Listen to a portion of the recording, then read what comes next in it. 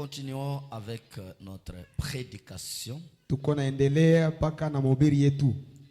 sur quelle est cette attraction sur la montagne. C'était Dieu faisant l'histoire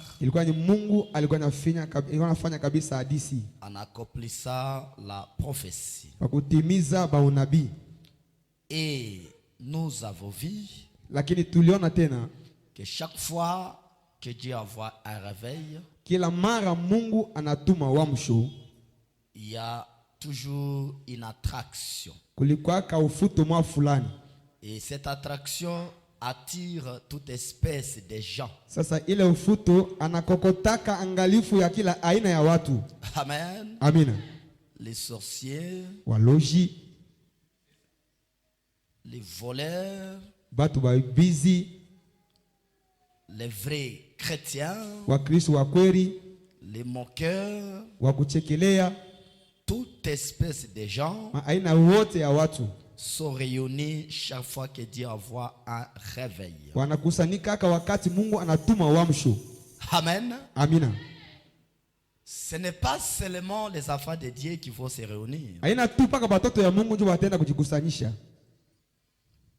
Ce n'est pas seulement les moqueurs qui vont se réunir.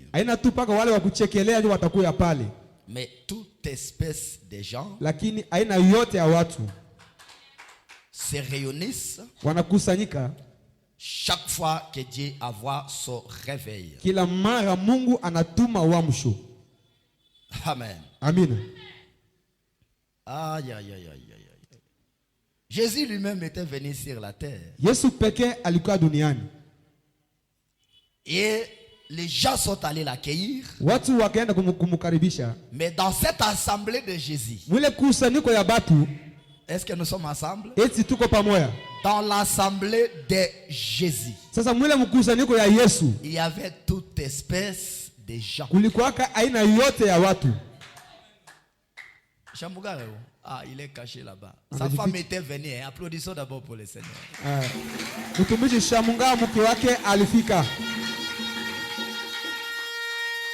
Sa femme est déjà là. On va le présenter le dimanche. C'est là que nous allons le présenter. Alors, dans cette assemblée de Jésus, il y avait toute espèce de gens. Il y en a qui sont allés juste pour les critiquer. Mais dans l'assemblée de Jésus, les critiqueurs ont été là. Amen. Amina. Il y en a qui sont allés juste pour trouver des fautes. Il y en a qui sont allés réellement pour adorer le Seigneur Jésus-Christ. C'est pourquoi quand nous venons à l'église, il faut savoir quel est votre objectif et quel est le but de votre présence ici. Sinon, tu risques d'être influencé par un sorcier qui lui est venu uniquement pour ensorceler.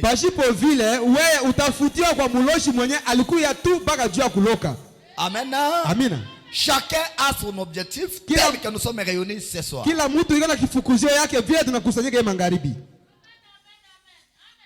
Certains sont allés juste par la curiosité. Ils sont allés voir seulement.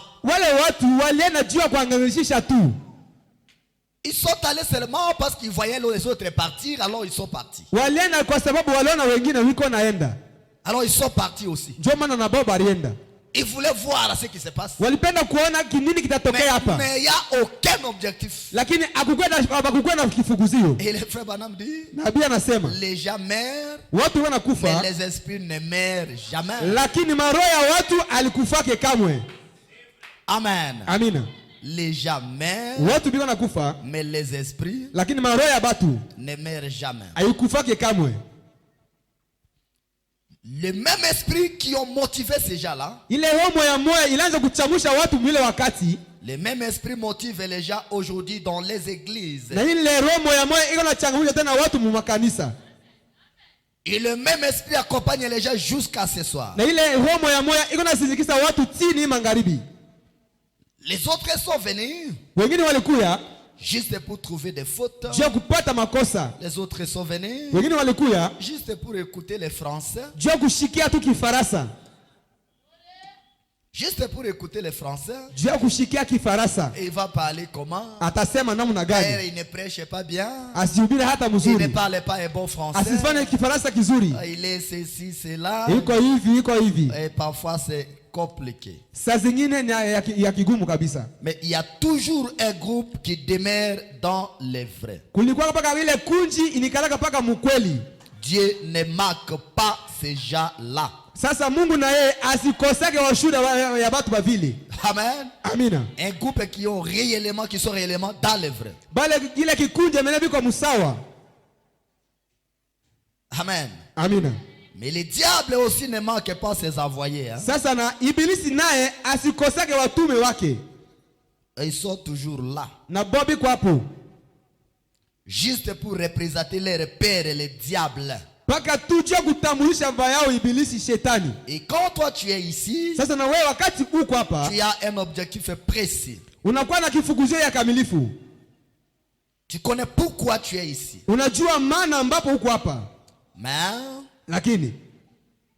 tu risques d'être envoûté par un autre objectif que celui qui t'a amené ici.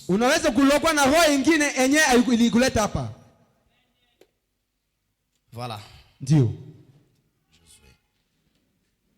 Toute espèce de gens. C'est ainsi que le dimanche, le frère Branham nous a dit que nous ne venons pas à l'église pour occuper un banc.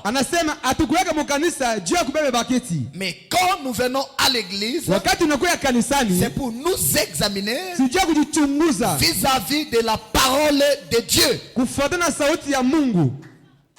Amen. Amina. Pour nous examiner. C'est comme dans un sens, c'est pour se regarder dans le miroir de Dieu. Et voir qui sommes-nous. C'est pourquoi j'ai toujours dit, quand on prêche la parole, et qu'à ta manière, la parole ne te touche plus, mais ça touche les autres. Là, ça devient un problème. C'est-à-dire, selon toi, tout ce qu'on prêche, ça ne t'engage pas. Ce que le pasteur a dit, c'est pour les frères André. Ce qu'on a prêché là, c'est pour les frères X. C'est-à-dire, pour toi, ça ne te concerne pas. Ça concerne toujours les autres. Ça, c'est une position dangereuse. C'est une malédiction. Amen. Amina. Parce que quand nous venons à l'église, ce n'est pas parce qu'on n'a pas à faire. Mais c'est parce que nous voulons que notre Dieu puisse nous parler. Et quand il ne nous parle plus, alors là, ça devient un problème. Là, ça devient vraiment autre chose. Je vais prendre dans la brochure quelle est cette attraction sur la montagne. Afin d'évoluer maintenant avec notre prédication. Paragraphe 47. C'est la dernière brochure que nous avons lue les dimanches, mais je vais répéter ça pour attirer quelque chose. Maintenant, dans le livre de Zacharie au chapitre 9, verset 9, Zacharie, l'un des prophètes a parlé en esprit disant ceci: sois transporté dans les graisses, ô filles de Sion, poussez des cris de joie, ô filles de Jérusalem, voici ton roi vient à toi. J'aimerais que vous puissiez très bien retenir ça. Jérémie a parlé dans Zacharie chapitre 9 verset 9. Il a dit ceci: filles de Sion, soyez transportés dans les graisses, poussez des cris de joie, voici ton roi vient. Ayant les salis, il est humble et monté sur un âne. Sur un âne, le petit d'une ânesse. C'était C'était une prophétie qui a été écrite dans la Bible. Amen. Amina. Ce n'était pas un message codé. Mais c'était quelque chose qui a été exposé à tout le monde. Fille de Sion, ton roi vient à toi. Il vous amène les salés. Il sera assis sur un âne, sur le petit d'une ânesse. Mais une prophétie qui s'est accomplie à la lettre. Mais les gens n'ont pas pu comprendre ça quand c'était arrivé. Ils n'ont pas compris. Ils se posaient la question, quelle est cette attraction? Qu'est-ce qui se passe? Pourquoi il y a des troubles? Pourquoi les gens se réunissent? Ils n'ont pas compris la prophétie. Or ça a été écrit. C'est pourquoi il y a des choses qui ont été écrites, qui s'accomplissent, mais seuls les avaient comprendre ça. Les prophéties, lorsque ceci s'accomplit, ce n'est pas donné à tout le monde de comprendre ça. Mais uniquement à ceux dont cela a été prédestiné. Amen. Amina. On a parlé et on a mis ça dans la Bible. Les prédicateurs lisaient ça dans les églises. Mais quand cela a été accompli, ils n'ont pas vu ça. Est-ce que je me fais comprendre? Frère Branham dit ceci. Maintenant, qu'est-ce qui n'allait pas avec ces scribes? Qu'est-ce qui n'allait pas avec ces sacrificateurs? Une prophétie accomplie devant tout le monde, mais les sacrificateurs n'ont rien compris. Et l'histoire se répète aujourd'hui. Il y a des choses qui ont déjà été accomplies. Mais comme le même esprit aveuglait les gens à cette époque-là, le même esprit aveugle les gens aujourd'hui par la tradition des prédicateurs.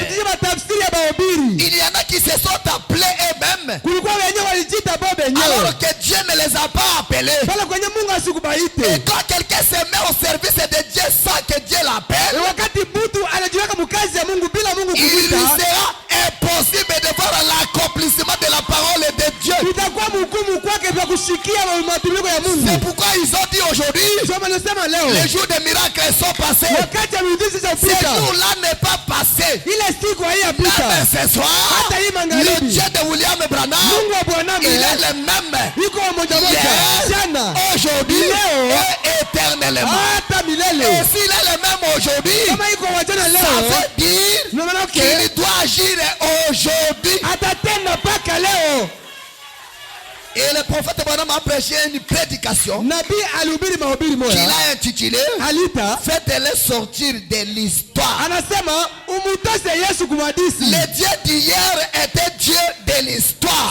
Nous on a besoin de voir ce Dieu-là en action. Le Dieu d'hier, il a donné la solution au problème d'hier. Mais s'il est le Dieu d'aujourd'hui et que moi je vis aujourd'hui, il faut qu'il me réponde aujourd'hui. Alléluia.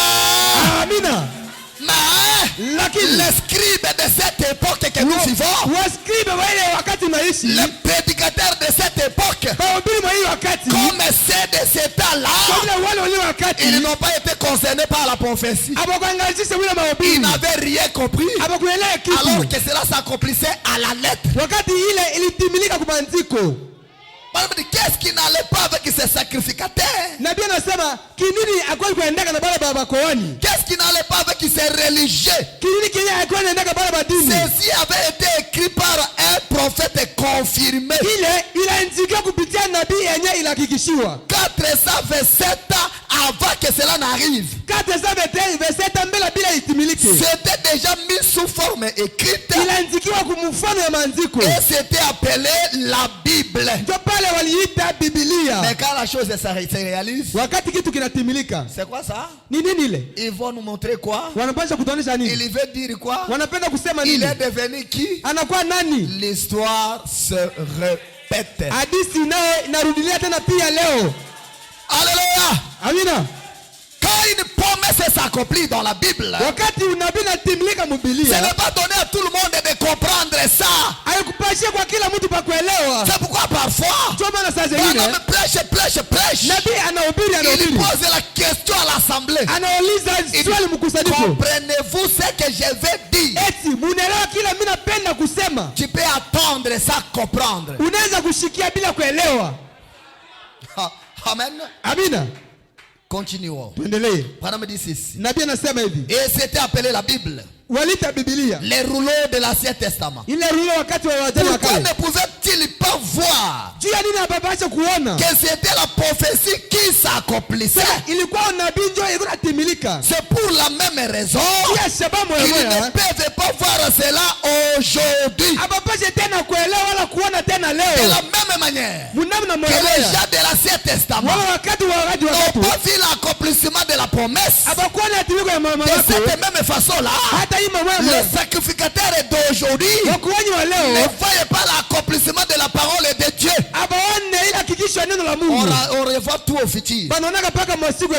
Les autres au passé, les autres au futur. Il a fait, il y fera, aujourd'hui rien. Quel malheur ça? Il a fait, il y fera. Et le fait, madame dit, c'est ça l'attitude des gens aujourd'hui. Il loue Dieu pour ce qu'il a fait. Il le loue pour ce qu'il y fera. Mais il ignore ce qu'il a fait aujourd'hui. Ils ignorent ça. Et quand vous les parlez des choses d'aujourd'hui, il faut vous dire que vous êtes un fanatique. Vous êtes en train d'exagérer. D'ailleurs, cet esprit n'a pas commencé aujourd'hui. C'est un vieux esprit. Alléluia. Amen. Madame me dit ceci. Ils ont pris la parole de Dieu et l'ont rendu sans effet pour les gens. La parole de Dieu était devenue sans valeur. Était devenue sans puissance pour les gens à cause de leur propre tradition. Et pour cacher nos bassesses, pour cacher nos incapacités, on doit renier certaines choses. Ah non, cette histoire-là c'est du passé. Si ton feu ne s'allume pas, ça ne veut pas dire que les voisins ne peuvent pas allumer les feux. Amen. Amina. C'est ton feu qui ne s'allume pas. C'est pourquoi le frère Branham dit, si tu ne peux pas faire quelque chose, si toi tu ne peux pas faire quelque chose, n'empêche pas celui qui a mesure de le faire afin qu'il fasse ça.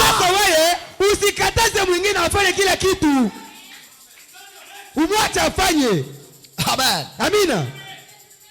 La même manière que les gens n'ont pas pu voir l'accomplissement de la parole à Satan. Quand le promis était arrivé, quand lui le promis était arrivé, ils n'ont pas crié à ça. C'est le fils de Joseph, c'est un enfant qui est né dans la prostitution. Il faut nous dire quoi? C'est la même chose aujourd'hui. Abandonnant tout, paragraphe 88. Eh bien, naturellement, les Juifs à ce temps-là, ils étaient fait une représentation de la chose. Ces très grandes églises. Oh, quand le Messie viendra, une trompette sonnera dans les cieux. Et Dieu déclenchera quelque chose. Il fera descendre l'échelle du ciel. Et la fanfare des âges repartira à travers le monde. Et le Messie viendra en descendant cette échelle comme cela, accompagné d'âges, des groupes de musique, ainsi que les choses semblables. Amen. Amina. C'est comme ça qu'ils ont représenté la chose. Quand il viendra, il y aura des fanfares, il y aura un groupe des âges qui l'accompagnera, il y aura de la belle musique, il y aura une échelle qui va descendre du ciel. Alors on les verra de descendre. Quelle représentation charnelle. Et lui ne vient pas selon notre attendement. Il ne fait pas les choses selon la compréhension humaine, mais il fait les choses selon lui. Et comme il était venu en dehors de leurs attendements, alors ils n'ont pas crié à ça. On les voit sur une ânesse avec de la poussière. Et ses disciples étaient déjocher la route. Même les pagnes et autres. Ces gens sont des fanatiques. Qu'est-ce qu'ils sont en train de faire? Il faut quoi là-bas? Qu'est-ce qui est arrivé là-bas? Alors que c'était écrit noir sur blanc dans la Bible. Et même aujourd'hui, il ne viendra pas de la manière que vous imaginez. Impossible. Vous attendez voir ce Jésus là descendre du ciel comme ça, mais au cause de la trop. Pendant me dit si Jésus vient aujourd'hui avec un marque de clous, de cicatrices dans ses mains, je ne l'accepterai pas. D'ailleurs, notre Jésus-Christ n'existe plus dans cette forme-là. Amen. Mais il est aujourd'hui dans la forme initiale. Alléluia. Amina. Vous attendez votre Jésus en soutane? Il ne viendra jamais en soutane. Jean-Baptiste était venu. Il prêchait la venue de celui qui était déjà venu. Amen. Il prêchait la venue de celui qui était déjà venu. Jésus était déjà né. Mais Jean-Baptiste prêche. Préparez les chemins. Il y aura quelqu'un qui viendra après moi. Il est plus grand que moi. Et Jésus était là, non? Jésus était là. Il va venir. Il est plus grand que moi. Je ne suis pas en mesure de délier les couloirs de son soulier. Aplanissez les chemins. Il y a quelqu'un qui vient. Or, la personne était déjà là. Qu'est-ce que Jean voulait dire? Il attendait l'accomplissement d'un signe que Dieu lui avait donné. Et tant que ce signe n'a pas été manifesté, Jean ne pouvait pas s'hasarder pour dire les voici. Même s'il était là, il observait les signes. Et quand il a vu ce que Dieu lui a dit, quand tu baptiseras, tu verras quelqu'un. Le Saint-Esprit descendra sur lui sous forme d'une colombe. Alors c'est lui. Et quand Jésus s'approchait d'alors, et que Jean a vu l'accomplissement de cela, alors il a déclaré, il a dit, voici l'agneau de Dieu qui ôte le péché du monde. Alors posons-nous la question, est-ce que c'était ce jour-là que Jésus était venu? Hein? Est-ce que c'était ce jour-là que Jésus était venu? Amen. Amina. La venue, c'est l'accomplissement des signes. Esaïe qui a prophétisé. Fille de Sion. Soyez dans l'allégresse. Ton roi vient vers toi. Avec les salis. Au dos d'une ânesse. Mais est-ce que les jours où Jésus était dans cet anneau-là, c'était les jours qu'il est venu au monde? Il était déjà né.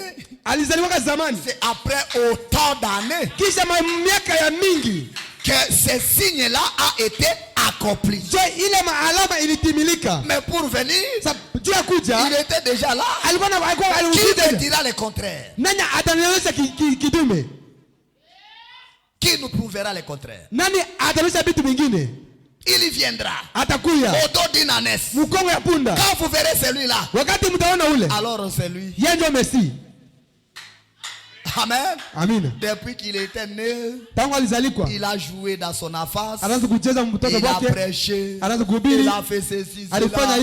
Jusqu'à ce jour-là, il est maintenant sur l'ânesse. Et ceux qui croyaient à lui ont crié. Les autres qui n'avaient pas la promesse, ils n'ont pas crié. Continuons. Les frères Branham dit ceci.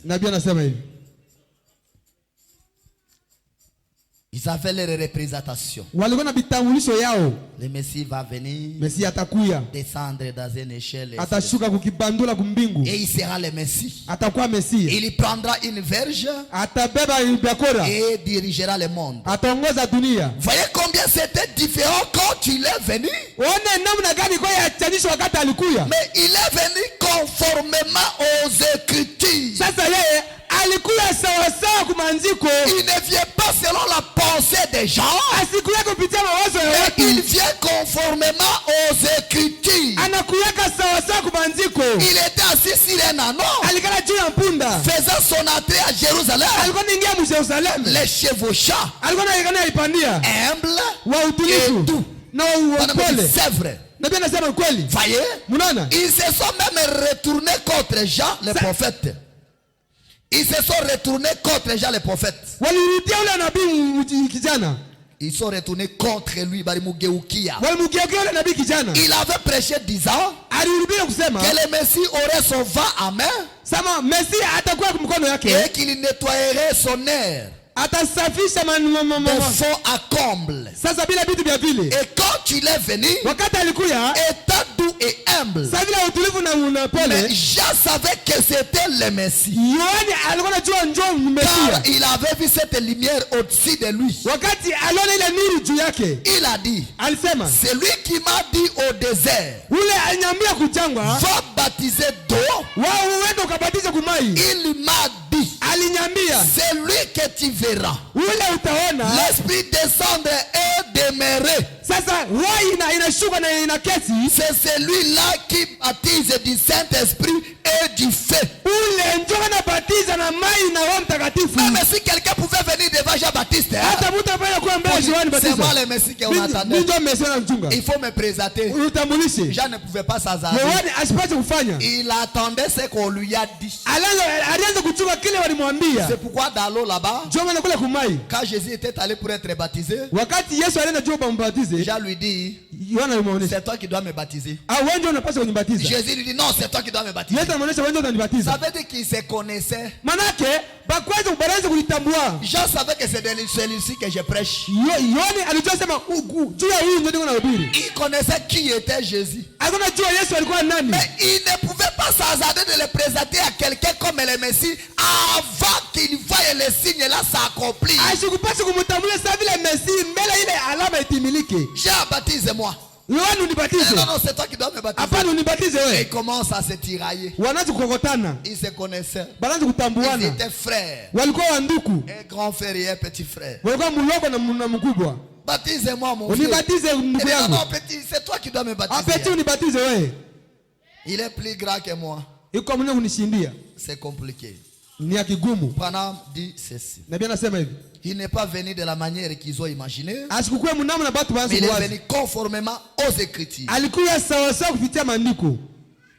Se sont même commencé à douter de ce que Jean avait dit. Oh, il n'a pas fait ça. Il a dit ceci, mais voilà. Il ne vient pas selon la compréhension des gens. Jean attendait un signe. Personne d'autre n'a vu cela. Les signes là. La colombe qui était descendue. Personne n'a vu ça. C'est Jean lui-même. Amen. La promesse s'accomplit sous les yeux de celui à qui elle a été prédestinée. C'est pourquoi le frère Branham dit,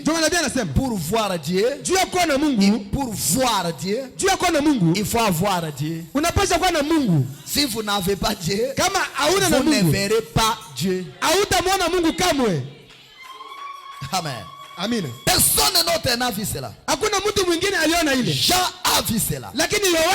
La promesse était faite à Jean.